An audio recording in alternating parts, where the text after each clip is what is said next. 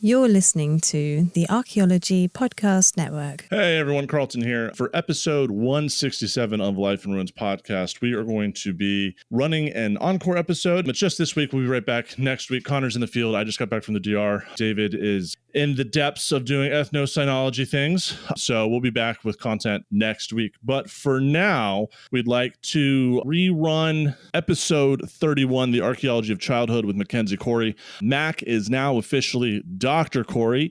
Him and his partner, Emily Van Alst, who's also been on the podcast a number of times, they both defended last month. They got their edits in. So we will have both of them on soon to talk about the results of their dissertations.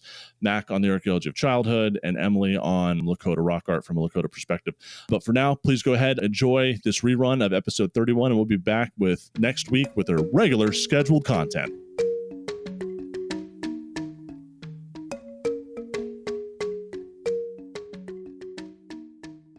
Welcome to episode 31 of A Life in Ruins podcast, where we investigate the careers of those living a life in ruins. I'm your host, Carlton Gover, and tonight I am joined just by my co-hosts, Connor Johnen. David Ian Howe is, I think, shooting a commercial for Maybelline right now, and he was unable to join us.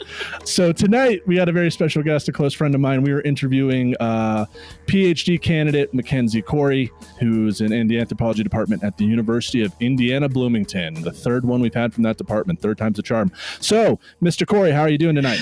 I'm doing pretty well. How about yourself? Well, I think we're doing great. Connor, how about yourself? Oh, you know. No, I'm doing fine on this. What is it? The second day of September. It's doing fantastic. So, Mac, I know you through proximity through like Damien and Cassidy and all these like University of Wyoming folks. In general, how did you kind of get into science and archaeology when you're growing up? You've probably heard this a dozen times before, but I was really into paleontology as a kid. When I was 7, I could name off half of the dinosaurs out there. Don't remember any of it now. As a kid, I liked playing in the dirt. I had Tonka trucks and would just dig into the side of the hill out behind the house. But then in high school, I kind of went through several different phases. Like, maybe I want to be an aerospace engineer. Oh, well, maybe I want to be a doctor. And then I realized that I really want a chance to work outside. So I thought about kind of what can I do where it's scientific, I get to work outside, I get to kind of capitalize on what I'm good at. And at the time, I was getting really into history, so I just thought, let's combine it all, look at archaeology, and I turned out to love it. And you're a Wyoming boy, aren't you? No, I went to University of Wyoming, but I've lived all across the U.S. My dad's in the steel industry. I've spent most of my childhood in Pennsylvania, went to high school in Kansas, and then moved out to Wyoming for undergrad. But at the end of the day, Wyoming's where I feel most at home. Understood, man. Yeah, I've always associated with you with Wyoming, and I can't remember why, because I know we've had this conversation about your upbringing several times over the dinner table or the bar. And as you mentioned, we have heard it several times. Hashtag dinosaurs are a gateway drug to science. Yes. Thank you, Talia from DMNS for that amazing soon-to-be T-shirt and stamp that we got coming on. Also, this podcast is sponsored by Tonka Trucks. Very early on, Tonka Trucks made us the way we are. So, going on from that, Carlton. Absolutely. Why did you choose Wyoming for your undergraduate degree? So I toured 3 schools in high school. I toured KU coming from Kansas. It was a natural choice. I met with Jack Hoffman when I was there. And it was close to home. It was cool. Started filling out my application for that. And then my dad and I took a road trip and went and saw Wyoming and CU Boulder. So at Wyoming, I just kind of fell in love with the campus. We got there, and the campus just felt like the perfect size for me. I met with some of the honors program people there, and I liked the whole feel of it. I liked the buildings. They met with the not registrar, admissions people, and they offered me a decent scholarship. That definitely contributed. And then I met with a few professors in the department. I think I met with maybe Bob Kelly and Todd Suravel and chatted with them a little bit, and it felt right. Then Next day, went down to CU Boulder, actually met with Doug Bamforth, your advisor. I'm sure he doesn't remember it, but it just felt too big for me. Like I was coming from a town of about 10,000 in Kansas, and Boulder just felt huge. Yeah. Boulder sucks. God, you and what was that other girl's name? Carson. Both of you guys could just shove it. I love Boulder. And Bob Kelly wanted to come here when he was an undergrad or his master's. Fort Collins is way better. Get out of here, even though you're way better Carlton. funded. Oh, geez. You know what I like? I like paying $350 a month in rent. Hey-o. Oh, dude, I know. If I could move the Wyoming housing market down to here, I'd be set. But, we really, to Connor, we need to reach out to Bob and Todd because we need royalties for Fifth Beginning and like people going to Wyoming at this point. I think anytime they have a new student, they said, "Oh, I listened to Life in Ruins." We need a chunk of that tuition money, free advertisement. So were you familiar with like Todd and Bob when you first like came to Wyoming? Did you? So I had seen Nicole Wagasback on like PBS documentaries and Melissa Murphy. When I met with Bob, he seemed pretty cool, but it's embarrassing to say I had no idea who he was. Same, bro. I went there to be his student, and I had no idea who that man was. But yeah, it was a really good fit for me, and I actually stopped. I never bothered starting an application to Boulder, and I stopped filling out my application to KU. I only applied to Wyoming for undergrad. That's awesome, man. And so when you got there, how did you get involved with Hell Gap? Because that's a huge part of kind of Wyoming archaeology at this point. Mary Lou and Marcel have been there for so long and have really put this site on the map. So how did you kind of get into that? It was dumb luck. I was a bit of a moron. 2 weeks into classwork, I was like, this is pretty easy. I have lots of free time. I should try and volunteer for something. So I went to Todd and I asked Todd about it. And he didn't have anything for a new undergrad at the moment, but he's like, go talk to Marcel. Marcel's always looking for people. So I talked to Marcel and he's like, okay, come in next week. We can start having you pick Matrix. And I picked Matrix for a year. Oh, no. How much calcium carbonate did you have to sort through? So much. Just meters of calcium carbonate in gallon-sized baggies. But yeah, after that, he liked my volunteer work, so he offered me an hourly job working in his lab, and it just kind of snowballed from there. Following summer, I was working out in the field with him at Last Canyon and Hell Gap, and haven't really stopped. I think this is the first summer since I started that I actually didn't get out to Hell Gap. Yeah, dude. I think that's, in terms of field stories not being able to go, that's pretty universal for a lot of us through COVID, which unfortunately is still going on. You got to be, as an undergraduate, right, a crew chief at Hell Gap, which is now a National Historic Landmark? Right after undergraduate. So it was the year Okay. I graduated that summer. Okay. That's very impressive. I also did that, and I know the rigors of working for Marcel and Mary Lou in the field. Yeah. And running a site. And, I think one of the most valuable things I learned about Hell Gap was not just like how to manage students, but how to support, feed, and upkeep a site. Yeah. Well, because especially that one, because it's a ton of upkeep you have to do. It's not like some site you go dig one summer, and you're done or whatever. They have is it a building around that block? Several. That's super important. Several. Yeah. So I learned pretty much some night. So I started working there when I was under 21. So when people would go into town to go to the bar, I would hang out in the park, check my email, and call people. And then I had to start learning how to do things like small engine repair, roofing, using some of my free time to keep the site functioning. Electrical, like carpentry. Just like it's like you learn so much extra stuff. It's like, oh, the generator's broken again. It's just like, Carlton, go fix the generator. I'm like, dude, I don't know anything about engines or electrical or fuel maintenance. Like, I don't know these things. Yeah, Hell Gap is a fun site, and I miss it a bit. It has a special place in my heart. And then also you have to do tours at Hell Gap. There's visitations. Yes, there are, and there is a terrible YouTube video of me on the internet giving a tour. One of my favorite lines, and I totally stole this from a guy named Justin, who's a graduate student at KU. He was also there. He'd always finish the tour. He's like, we'll never know what Paleo Indians used to call this site or where they used to call home, but we do know when they came across the horizon and saw this area, they said, "Wow, that's one hell of a gap."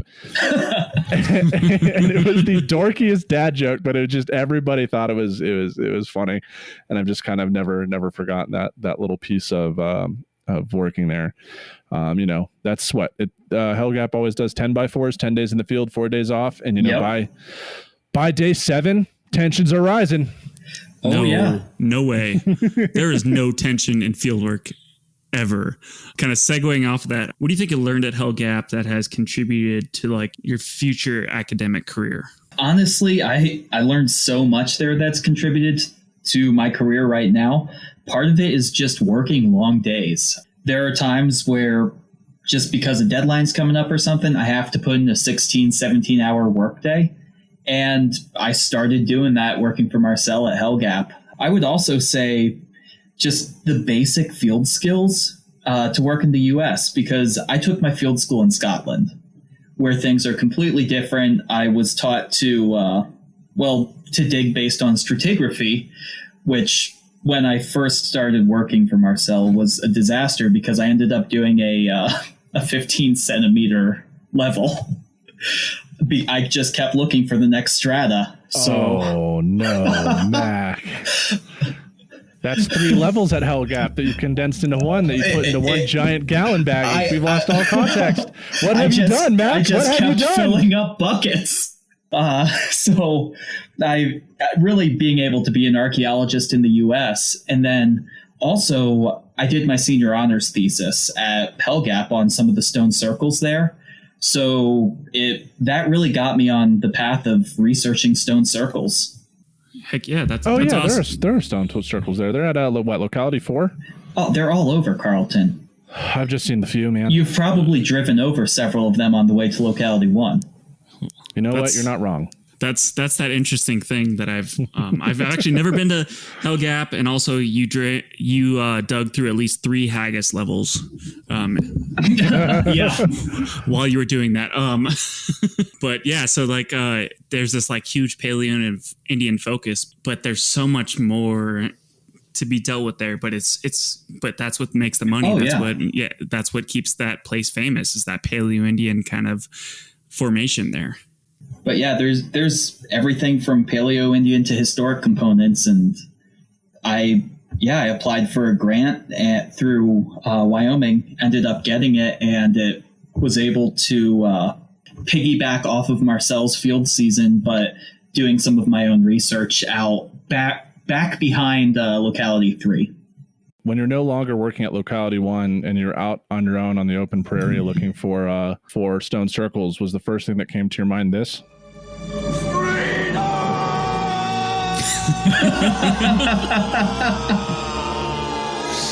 It was nice not being cheek to cheek with people. There was talking about Scotland and like the haggis. I was like, I need to download this right now and throw it on the soundboard. But there was much less like people didn't get like drawn and quartered very often at Hell Gap, did they? No. We after my first year, we had to take down the frame we used for it. We needed some screening materials. Oh, that's awesome. How many rattlesnakes did you see at Hell Gap? Dozens. I spent one summer in Guernsey, and oh my goodness, I had never seen everywhere. a rattlesnake. Yeah, I've never seen a rattlesnake in the field before, and I saw a rattlesnake and then found out that I could levitate. Yeah, exactly. What, you weren't a fan of the danger noodles with the tickle sticks? It was the funny thing is it was so primal that I didn't even register it. I literally like floated away. It was like, oh, got your lizard brain. Yeah, my lizard brain was there. It's such a creepy sound. I have an amazing Snapchat, I think, from like my first experience there. I'm wearing my like pink fraternity shirt, and I'm just like, there's a rattlesnake behind me hissing, and I'm just like, hey, everybody, meet Steve. Let's get close and see if we can mess with him. And I take like one step, and he like lunged at me, and I was like, all right, never mind, fam. I'm good. Yeah, Steve, I'll check you later, bro. And my mother was not, I like sent that video to my mother. She's like, who are you? I raised you better.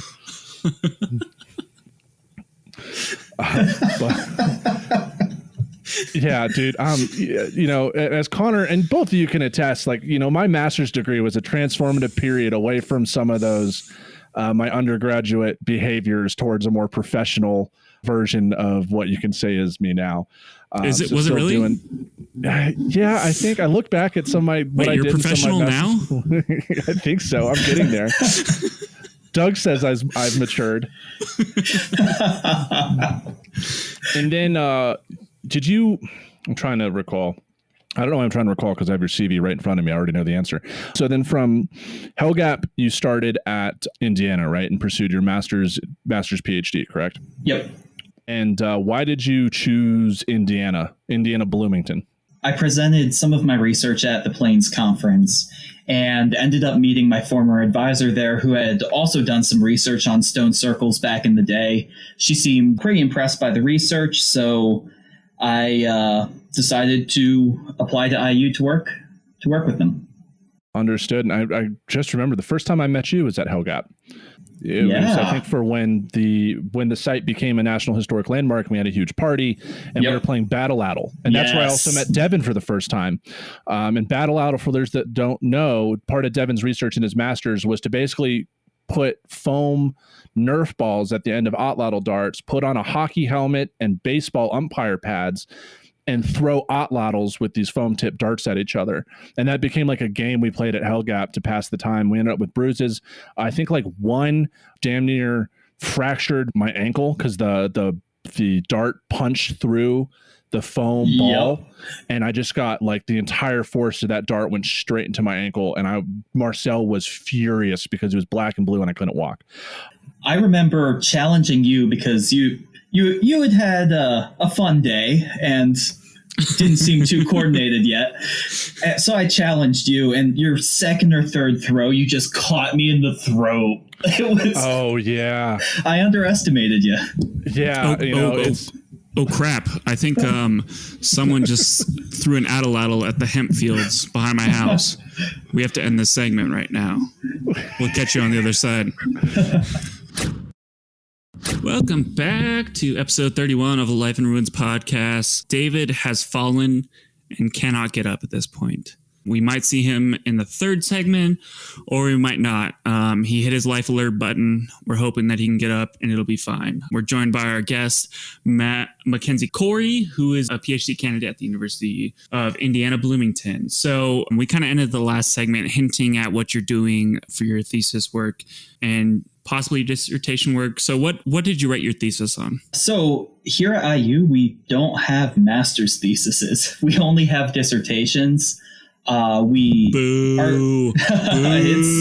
Yeah. Just kidding.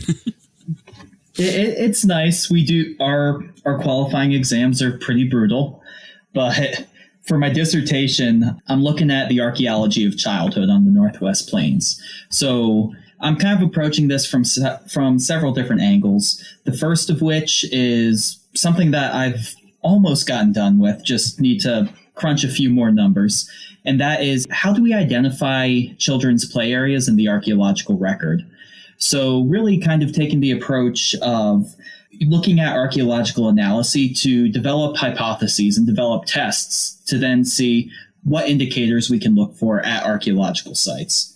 So I'm really interested in stone circles and small stone circles where children would have their play teepees. These can be anything from 6 inches tall. Obviously, you probably aren't going to see any imprint of those in the archaeological record, to up to about 5-6 foot tall, where you could fit a few kids inside. And those largest ones, there's a bunch of historic photographs of them being weighed down by rocks. There's some actually showing where they are in the camp. So I'm looking at really how to identify them spatially. Then I'm taking some of that knowledge that I've gained and looking at how does this potentially represent childhood agency? I'm specifically looking at Indigenous children here, and I'm going to be looking at the boarding school system. So pretty much, how are children continuing to engage in traditional play in the boarding schools? So a couple things, and I know I can see some of our friends at Wyoming, like Todd, Chase, Maddie, Mackey, thinking, how do we find childhood in the archaeological record? Because childhood is a abstract concept, right? In terms of you can't find childhood as an artifact, right? And so you're talking about finding things that we would associate with toys or objects for children and reconstructing their placement at some of these sites. So how, this is just me asking you a question, like, how do we know maybe like a play teepee 6 inches tall isn't, maybe there was a Plains architect who liked to make little model teepees to show people what he was selling? That's completely possible. I work very heavily from ethnographies and some recorded oral histories, and children are talking about playing with these miniature teepees. But at the end of the day, there are other reasons that they could exist, and I have to take those into account with my research. But you're using the ethnographic record of people in the 19th, or anthropologists in the 20th and 19th century going out, talking with Indigenous people on the plains and noticing children have these items, and they're very similar to what we could find in the archaeological record, right? So it's not totally unfounded. It's very much based on real data and real human behavior.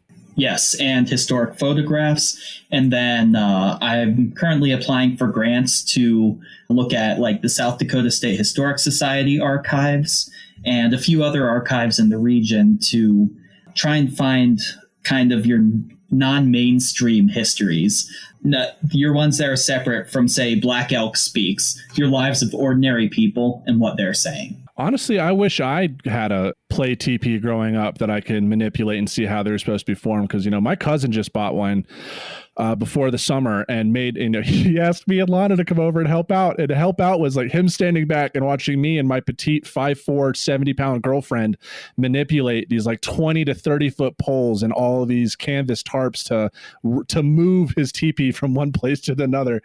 And I had no experience on what I was doing. And I was winded by the end of that. That's how I met a lot of my partner Emily's cousins. Is just she dropped me off with one of her uncles one day, and I had to put up a half dozen teepees with them. That's metal. Yeah, that's that's very much thrown to the wolves, or thrown to the bison, thrown to the buffalo. Yeah, whatever they're mostly associated with. So I'm interested to see how people have received your research kind of in general, because this is a question I think we all have in the back of our heads about archaeology. Like, so, mainly we focus on men as hunters or men as gatherers in the record. So it's nice to see folks who are asking about, like, where are women in the archaeological record, or where are kids in the archaeological record? How has your research been like generally received? At first, poorly, because I had no idea what I was doing, and people rightfully asked, how the f*** are you going to do that? I don't know why that's so funny. I'm so sorry.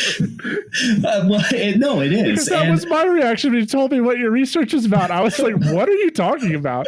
I remember like at Plains in South Dakota when you're in Bismarck and you're just like, yeah, this is what I do. That was like the first time we met outside of Hell Gap. We met. That was the first time we met sober. Yes. Yes. And you tell me more about your research, because I was trying to go to Indiana. I was looking at Indiana for my PhD.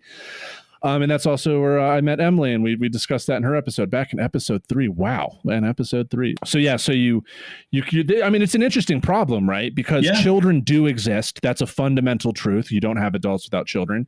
Cultures all across the world have concepts of childhood. Now, maybe the experiences differ when people come to adulthood are different, but there is a lived experience of childhood when you don't have the responsibilities of the adult. And there are those concepts and materials that are associated with children. Like, how do you keep children busy? How do you teach them how to be functioning members of society? And that's, you use that through toys and through play. So you are approaching something that is instrumental to a human's life, and you are coming from a new question of like, how do we see this in the archaeological record? So you have the ethnographic record to back you up and to provide you a starting point for how can we see these things in the material past? Yeah. And now that I kind of have my research designed together, I've gotten a lot more positive feedback about it. People are like, oh yeah, this is something we should be looking at. And something that I think you brought up that is really important to understanding childhood is that you kind of talked about this idea of enculturation, teaching children how to be functional members of society. I think that's really neat, but that's not necessarily the focus of my research. Instead of looking at child rearing, which is that process of enculturation, taking care of them, making sure they're fed, I'm curious about childhood itself. How do children view it? That's super interesting, especially because we don't see how kids grow up in prehistory. It's like, it's not something that we have grasped recently. So I love this idea about like trying to get in touch with that, because we're fundamentally different. You know, I was raised with an Xbox or a PS2 or whatnot. And I think this is really cool research to talk about this, you know, to at least have this conversation and from a good research standpoint. And I mean, it's challenging, right? It's not like I can go to a deeply stratified site and just work on it for a few summers, write a dissertation about it. I'm having to go to 6 or 7 different places in the nation to look at archives. And I mean, right now, just for kind of that spatial testing that I was talking about, my database is over 2,400 sites that I've had to hand measure a lot of maps on. Honestly, you have talking about how your research was initially reacted to and how it's kind of perspective from people that have heard about your research that has changed. I resonate with that because that's kind of been a similar experience to how I've looked at your research. I mean, I've always respected you as an academic, but hearing like, you know, early on how you've looked at it and then moving forward towards how your research plan has progressed, it makes a lot more sense, which is like fundamental to like any dissertation, right? You have a question, you don't know what you're doing. Everyone's like, oh, well, you know, how are you going to do that? And by the end, you know, towards the end of the whole thing, you have everything mapped together, right? Has anyone else in the literature kind of attempted to analyze these same experiences that you're looking at? Yes. So there's another researcher named Michelle Langley who, right before I took my qualifying exams, put out an article about kind of interpreting things as ritual versus interpreting things as childhood, and brought in case studies from around the world, including play teepees. Well, last year I ended up kind of sending her an email thanking her for writing the paper, and got invited to present at a conference in Australia with about 18, 19 other scholars who are all looking at childhood in similar ways. That's cool. I mean, I'm glad there's at least a recognition of that in the record, because it's like I said, I mean, it's at least a third or like a quarter or even a fifth of some people's lives where they live in, you know, in these underage stuff. So I'm glad that there's this consensus of folks who are at least asking the same question. So, and were you really interested in this question because of some of your work in Wyoming and kind of the Western Plains? Yeah, actually. So it's funny that Carlton brought up Maddie Mackey back at the beginning.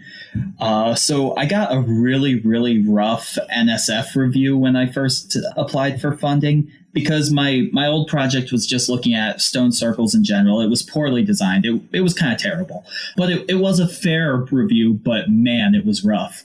So I was back in Laramie and getting some coffee at Turtle Rock and ran into Maddie Mackey. So I started talking to her about what she was doing, and she had wrapped up her thesis research on hand sprays, and part of that was looking at children. So we started talking about this, and I started telling her about these strange like stone circles and miniature teepees that I had seen, and she kind of told me like, look into that. That's dope. Huge shout out to Maddie Mackey. I was just emailing her the other day. I think both Connor and David, whenever David gets back, if he ever gets back up from his life alert. Oh, time. Shut up. You're not supposed to be introduced yet. So Maddie Mackey, huge support, I imagine. Both Connor and David could both attest to it. Like Maddie was kind of like, when I entered the program, Maddie was like a mom for grad students, elder grad student, one of the elder grad students who helped a lot of us younger grad students figure out what they were doing and knew a lot of connects. And it was honestly because of Maddie Mackey. When I worked at Alm Rock Shelter and I was looking for more employment, she was the one that told me to work at Hellgap. So, huge shout out to Maddie, and also congratulations on the recent SAA publication on Laprel that came out as a report. So I was really excited to see that. Shut up. Right. You're not supposed to be here yet. We haven't introduced you. Maddie Mackey, great. I'm so happy that she's going to help you. It's like, we have a small field and the people that they all help each other out, and everyone you can have support. This podcast is a testament to it in terms of who you can rely on to create great content. Yeah. So I want to jump off of that and say that David has hit his life alert button and he is currently standing upwards. I've fallen and I can't get up. He has a question for Mac. Maybe not. What's do up? it. Yeah, sorry. Just do it. I literally have no idea what we've been. Okay, I do have a question. If that was serious, in archaeology or in the past, if we were to dig up a site, what are the markers that would show that a child was there, like structures or tool or something like that, or? There's several. The ones that I look at are play areas, but there have also been some arguments made for amateurly made and very small projectile points that could possibly be affiliated with, one, children making them, and two, with children's bows. You also have some of the more obvious ones, like if you are lucky enough to go into a dry cave and find something organic like a doll, that's a pretty good indicator. I tend to stay away from research that involves human remains at all. Not my jam, but there is a considerable body of research looking at kind of what children are buried with. Solid.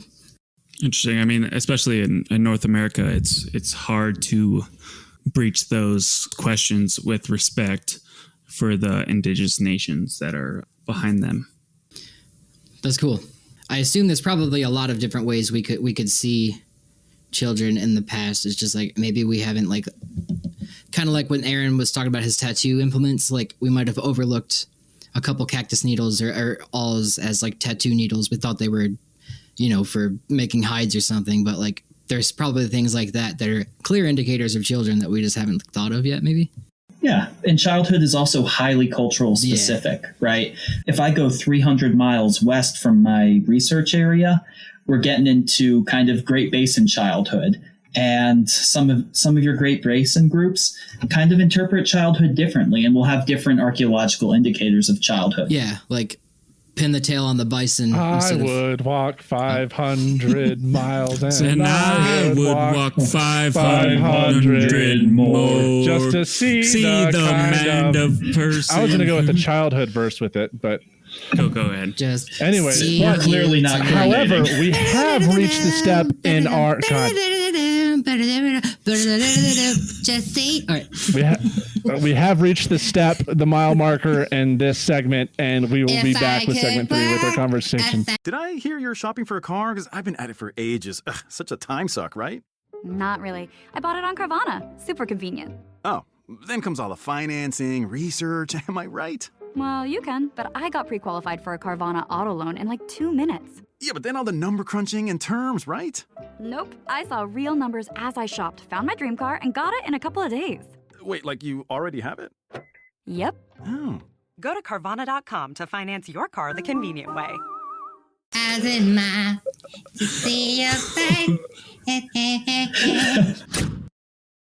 Welcome back to episode 31 of Life in Ruins podcast. I am here with my co-host, co-host David and Connor Johnnon. David has managed to finish up his new product line with Maybelline and answered his life alert. So he will be joining us for this third segment, as you've probably guessed. So Mac, before we begin on our heavy topic of the evening, we've had Emily Van Alst from episode 3. She's been on before and she is your partner And I wanted to kind of ask you, because, you have a very unique perspective in the field of anthropology, that you are dating an Indigenous anthropologist, partnered with an Indigenous anthropologist. And I just want to know, how has that experience of being with an Indigenous person while also studying an Indigenous archaeological record, how has that contributed to your methodological and theoretical perspectives? Did you notice there was a change in how you approach things, and what has that been experience for you fundamentally? So the biggest change was, for me, theoretically, where Indigenous archaeology was no longer a lofty goal. It became the normal expectation. Archaeology here in the United States should be for Indigenous people. If you are working with Native history, you need to make sure what you're doing is for Indigenous people. And how would you recommend people doing that? How would you recommend people's research be for Indigenous people? It's really tricky, right? It's one thing to consult with Native nations and talk to them about your research, see what they want to be done. But it's also really hard to do that as a graduate student, because you have to have a level of trust, right? And that is actually a challenge that I'm running into with my research. I can talk to Emily, I can talk to her family, and the Heihaka Oyate has been amazing to me. They've been super helpful, and they have shared so much with me. But at the same time, they're one family within a much broader region that I work in. So you're trying to deal with this kind of larger mistrust of anthropologists and archaeologists, and trying to overcome that, which is super difficult. I mean, we don't have a great history with them. So how have you kind of overcome it so far? With my work, that's one of the reasons why I am, one, pretty much anything that comes out of this project, it is going to go back to the nations. My dissertation, every single Native nation that I can identify as having used archival data from an individual from there, or anyone's life history that I've used to create my research, I am going to coordinate with the nations to make sure that they have access to my research. First of all, that is beginning to develop that trust, right? But as I go into my career, it becomes more and more important to really engage with these nations and try and do a good job, right? I mean, it's really hard because I am the whitest of white dudes. Emily makes sure that I stay in line and make sure that I'm doing the right thing. Dude, Emily keeps me in line too, so you're not alone with that. Yeah. I would definitely love to have you come down to the Pawnee Nation Museum in Pawnee, Oklahoma to present. I think that regardless if you use Pawnee ethnography at all, but I think that would just be fun to have you come down and spark some interest in some of our elders. I'm pretty close friends with Emily and Mac at this point, and I've stayed at their house, and you had to learn Lakota as a language requirement, didn't you? Yep. And their whole house is they're those little what are they called, label makers? Their entire house is covered in Lakota vocabulary words on objects. Yep. We spent an afternoon going through and putting vocabulary up because it's important to her and it's important to me. And if we ever have children, they're going to be Lakota children, and I want to make sure that they have access to their family's language. Dude, that was really impressive. When I walked in and I saw all that stuff, not only did my eyes started bleeding as a Pawnee, but I thought it was amazing and a great effort to do that. Well, and it's especially important because there's obviously a lot of indigenous languages that are dying. So it's awesome to see it as simple as a little label here and there that sparks and keeps alive this kind of language, and that's absolutely fantastic. I'm glad you guys are still doing that. The only thing Emily and I don't disagree on is the orthography. She likes to put hooks underneath her vowels for nasalization. I like to put an N hook after my vowels for nasalization. It's the one thing we disagree on. Nerds. For the uneducated, the educated audience, the uneducated me, can you define orthology? Orthography. It's the way you write language. Right. Okay. Yep. I'm just trying to help out the average Joe listening to our podcast. Is it orthology about birds? Yeah, orthology is birds, 100%. Letter and number dyslexia. I don't know what I'm doing. Once again, the reason why I brought it up was to commend you and kind of really establish that Emily, of course, being a Lakota person, highly recommend you guys listen to episode 3 again, back in our catalog. And moving forward, Mac, I've known you. I think we really haven't really had a strong relationship until we've always talked since Hell Gap that we talked about in segment 2. But until you and Emily hooked me up with my current partner. Yeah. They're the reason why I'm with Lana. In terms of that, we started talking more and really collaborating more. And something that has kind of come out of that new relationship with you and Emily on a more not just professional ground, but personal ground, that you experienced an event in your graduate career fundamentally changed the direction that you were going. And it's definitely not an experience that you've had to take on by yourself, that other people in the field have experienced. And, before this episode, we talked about if it was okay that we mentioned this. So for our listeners, we're not just like, bringing this up to Mac and just like sneak attacking Mac. So would you like to describe this pivotal moment in your career? Yeah, we're really getting into the rough stuff here. It wasn't just one event. It was really kind of 2 events that were really terrible. The first was when I first told my former advisor that Emily and I were dating. They were very intoxicated, and they were not pleased about the news, and they went off on me and called me a worthless dime a dozen white man researcher. And it was terrible, right? Holy shit. And I stuck around after that. I just viewed it as, okay, they were drunk. And I talked to them about it. They apologized, and I'm like, okay, this is going to be fine. Like one-time thing. And then the following summer, and that put me in just like terrible headspace, and really it screwed me up for the next 4 months. Then the following summer, I was working in the field with them, and they decided to drunk drive my students back over 3 hours. Now, was there someone in the vehicle? I mean, you should never drive intoxicated, but was there someone able to in the vehicle that could have driven who was sober? Yes, and they assured me that person would be driving back. And that was it was a massive betrayal of trust. And then on top of that, we were doing backcountry work, and it just was not safe. I mean, before I was an archaeologist, I worked at a Boy Scout camp for several years teaching outdoor skills. I've been camping my entire life, and I know how to run a safe camp. I know how to camp safely, even in the backcountry, and none of what this person was doing was safe. That was kind of a breaking point for me, where I realized I cannot continue to work with this person. I cannot continue to work with a person who will endanger my students' lives.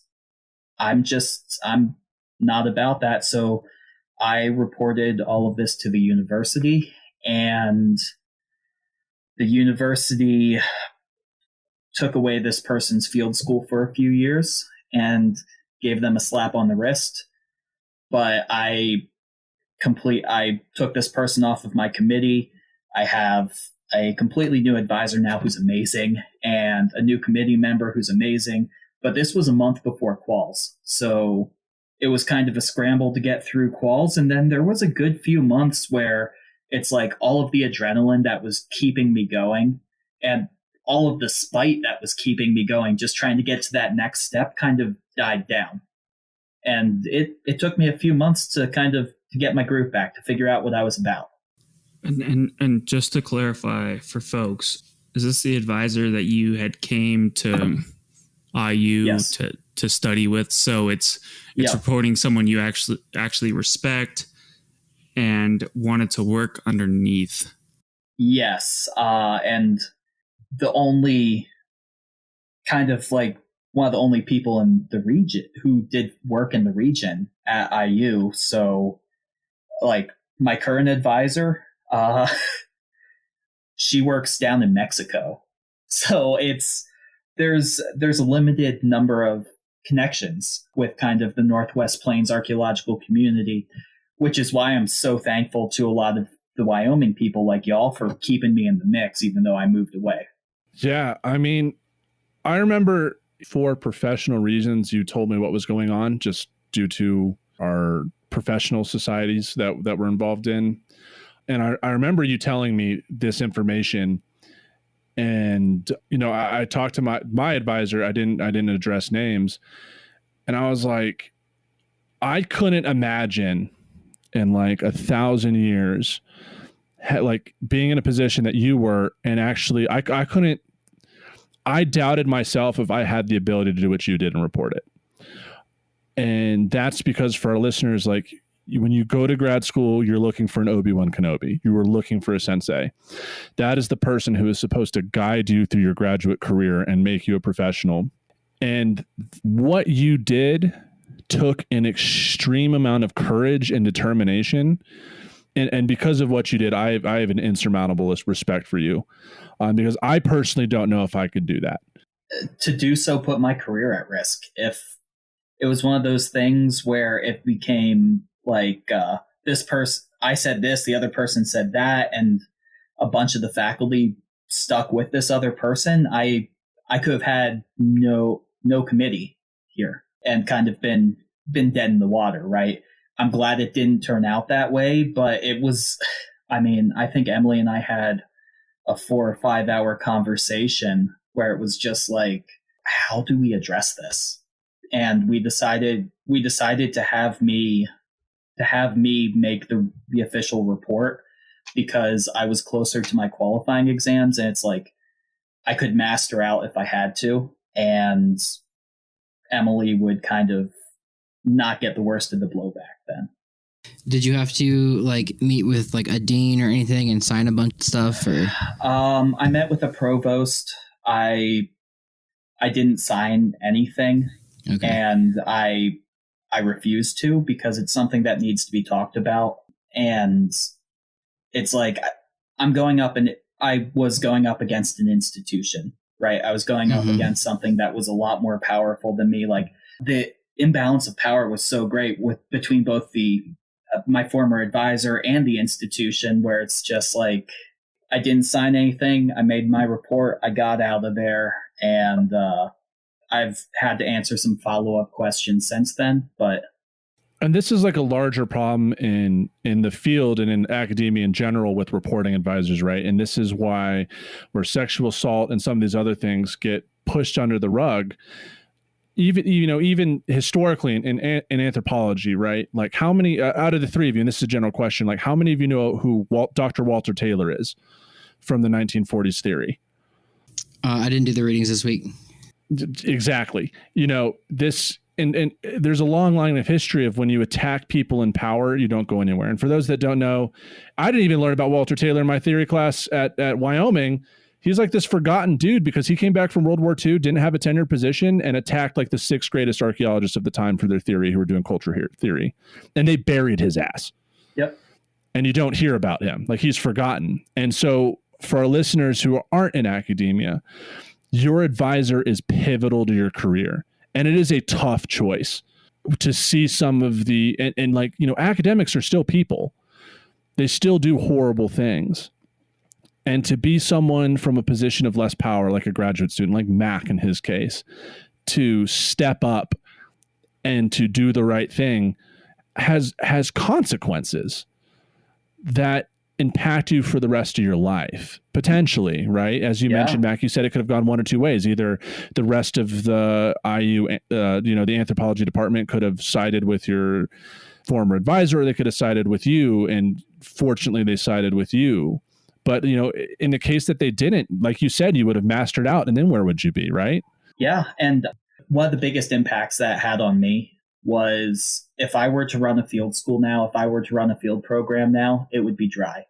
I've become very, very aware of how people can use alcohol to further that imbalance of power.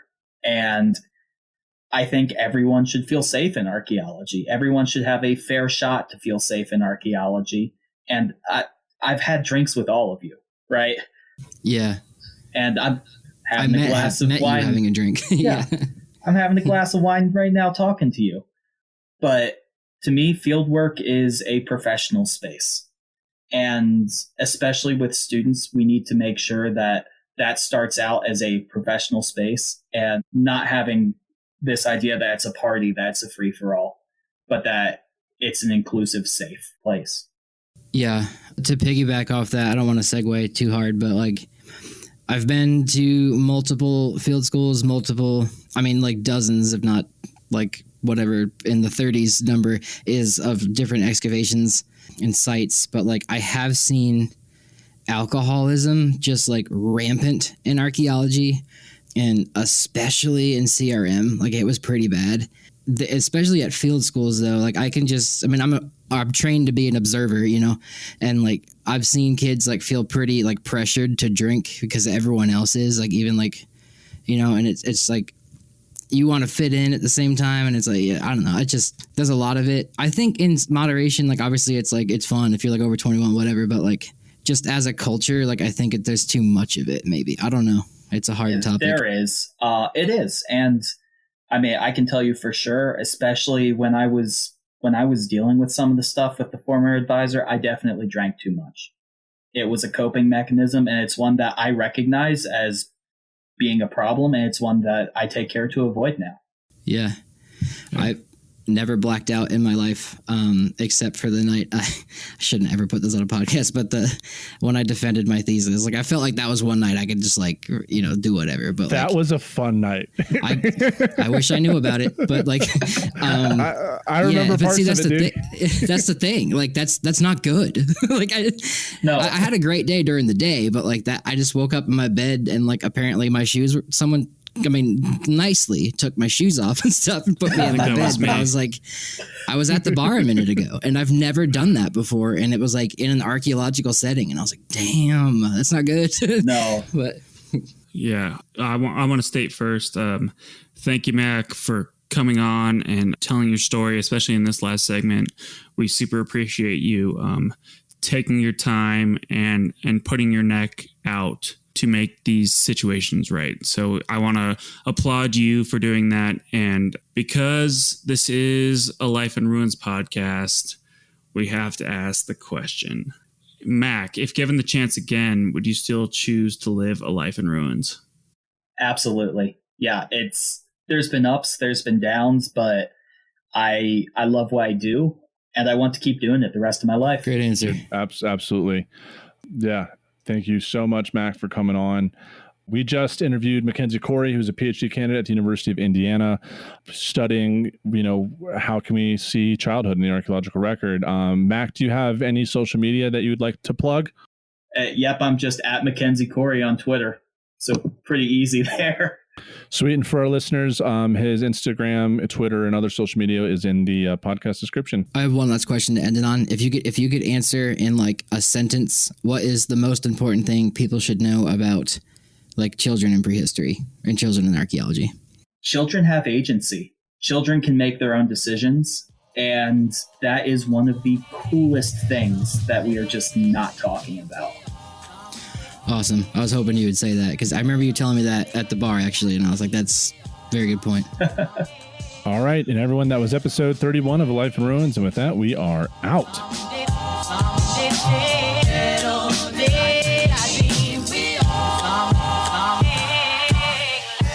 Thanks for listening to A Life in Ruins podcast.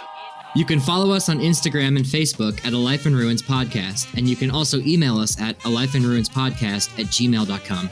And remember, make sure to bring your archaeologists in from the cold and feed them beer. This is Connor at the end of episode 31. Usually at this point, I would tell you like an extreme dad joke, but I want to take this time to devote to, I want people to be able to express themselves in colleges, in anything like that. And please report any sort of abuse that you've been going through. We are here for you, and we want to support you, and we want to make this field better. So thank you for your time. Awesome.